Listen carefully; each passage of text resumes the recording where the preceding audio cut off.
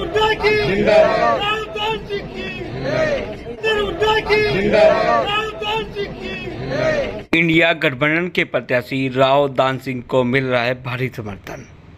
चरखी दादरी में आज राव दान सिंह ने गठबंधन के प्रत्याशी बालडा विधानसभा क्षेत्र के गांव ढानी फोगाट, चिड़िया, नौसवार, दातोली, दुधवा, चिल्लर, आदमपुर, बुलाली, गुडाना, निहालगढ़, टोडी, बेला, जेवली, भांडवा, बालडा, पंचगावा, गोपी, काकड़ोली, हुक्मी, लाडवास आदि गांव का दौरा कर लोगों से वोटों की अपील की। आपकी जानकारी को बता दें, 25 मई को लोकसभा चुनाव होने, इसी के मद्देनजर आज इंडिया गठबंधन के प्रत्याशी राव दान सिंह को केले गांव जाकर लोगों से तोला गया। दर्जनों कार्यकर्ताओं ने बीजेपी जेजेपी छोड़ कांग्रेस को ज्वाइन किया।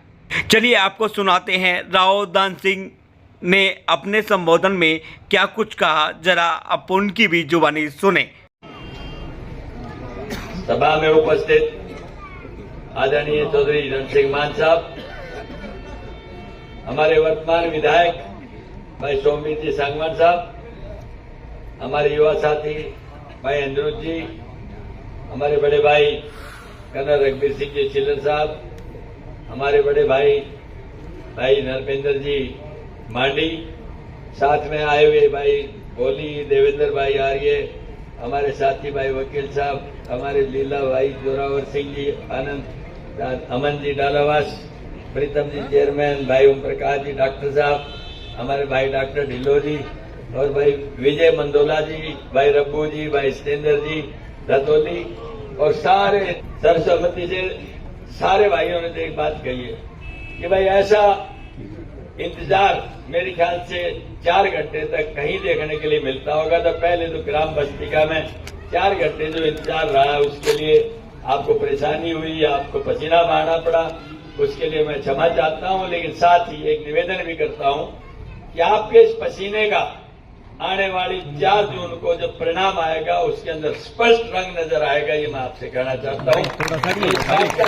प्रतीक है आप लोगों के दिल में जो प्यार, जो साथ, सहयोग और आशीर्वाद है वो निश्चित तौर पे आने वाले समय में बहुत ही एक रंग दिखाने वाला रहेगा। आपने यहाँ हमारे पहुंचने पर जो सबका इतना मान सम्मान किया, वो इस बात का प्रतीक है कि सामाजिक जितने भी रिश्ते नाते हैं उनका किस तरह से गरिमापूर्ण निर्वहन हम कर सकते हैं, वो आपने किया है।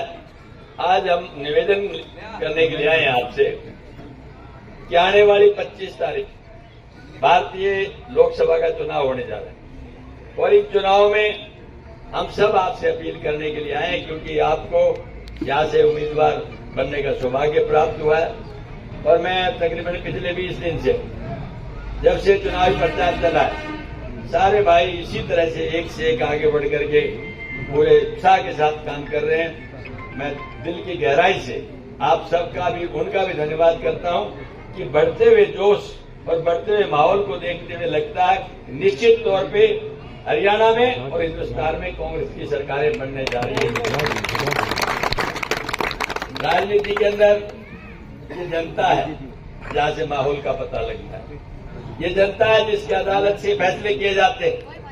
5 साल बाद हर किसी व्यक्ति को जो नेता है उसको जनता की कसौटी पे खरा जरूर उतरना चाहिए। भारतीय जनता पार्टी को 10 साल हो गए, 10 साल बाद इस कसौटी पे आई है और उसके अंदर बड़ी भारी लोगों को सोच और समझ के साथ काम लेना है कि 10 साल में हमने क्या खोया, क्या पाया। यही भाजपा थी जो आज से 10 साल पहले कहती थी कि कांग्रेस ने क्या किया, जो कुछ किया हमने किया, और ऐसा ड्रामा किया जैसे शायद देश आजादी 2014 को हुआ हो। लेकिन वो भूल जाते हैं इस देश में जो आज तक हुआ है, इसकी आज की सरकार तो सिर्फ उसकी मेंटेनेंस भी नहीं कर पा रही, और ये इतिहास भी साक्षी है इस बात का। अब तो सिर्फ इस बात के लिए राजनीतिक रोटियां सेकने के लिए, राजनीतिक फायदा लेने के लिए, मुद्दों से भटकाने के लिए भारतीय जनता पार्टी अपने जुमले छोड़ती है। वरना कांग्रेस की जो सच्ची नीति के साथ सरकार चलाने का जो एक्सपीरियंस रहा है उसका कोई मुकाबला इस भाजपा की सरकार से नहीं।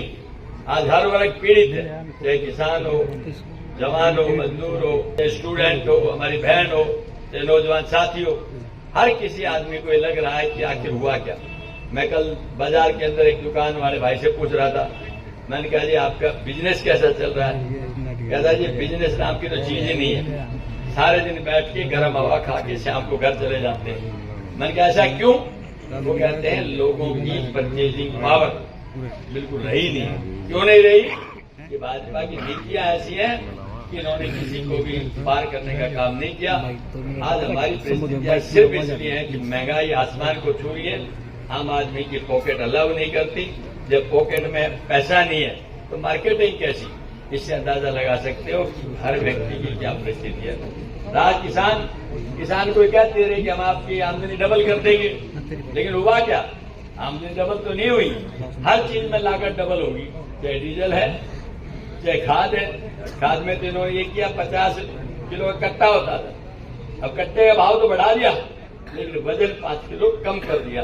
ये भी इनकी नीति का हिस्सा है। ऐसे ही डीजल का, जब डीजल 50-55 रुपए में था तो ये शोर मचाते थे, ये देखिए महंगाई, और आज 100 रुपए में है, 95 रुपए में है, तो ये बोलते नहीं है। यही हालत इनकी सब जगह है। तो इनकी कथनी और करने में बहुत बड़ा अंतर है। आने वाली जो 25 तारीख है बड़ी ऐतिहासिक दिन है।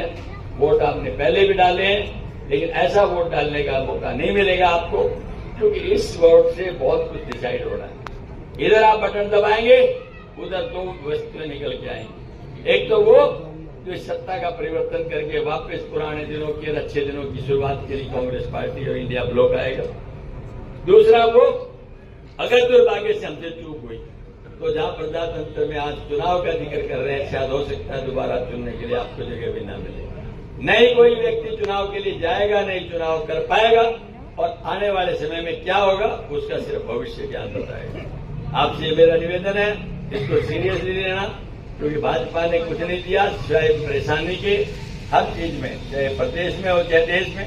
आज परिवार पहचान पत्र, फैमिली आईडी, मेरा पानी मेरी फसल मेरा ब्यौरा, भावांतर भरपाई, मेरा पानी मेरा हक, न भरपाई न हक। जिन लोगों ने भरपाई के पैसे की बात ख्याल तक नहीं आए, फसल भी किया तो उठान नहीं हुआ उसका, या उसके पैसे नहीं आए, हर परेशानी।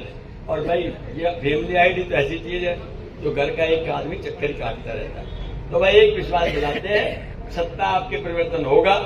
हरियाणा में जिस दिन सरकार कांग्रेस की आएगी आप बनाएंगे, सबसे पहला काम ये जो इस तरह की परेशानियां हैं, परमानेंट परेशानी पत्र जो है, इसको बंद करके नए तरीके।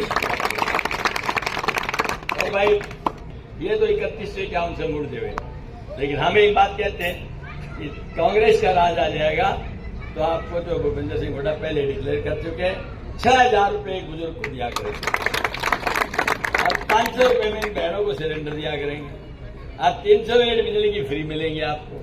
और भाई बीपीएल परिवार में जो पहले 100 गज मिला था उसके बाद एक ईंधन नहीं दिया इन्होंने, अब दोबारा से आप शुरू करेंगे तो बीपीएल परिवार के अंदर आपको खाली 100 गज अपलोड नहीं मिलेगा, उसमें 2 कमरे, एक रसोई, एक बाथरूम, ताकि आपका लिविंग स्टैंडर्ड ऊपर आए।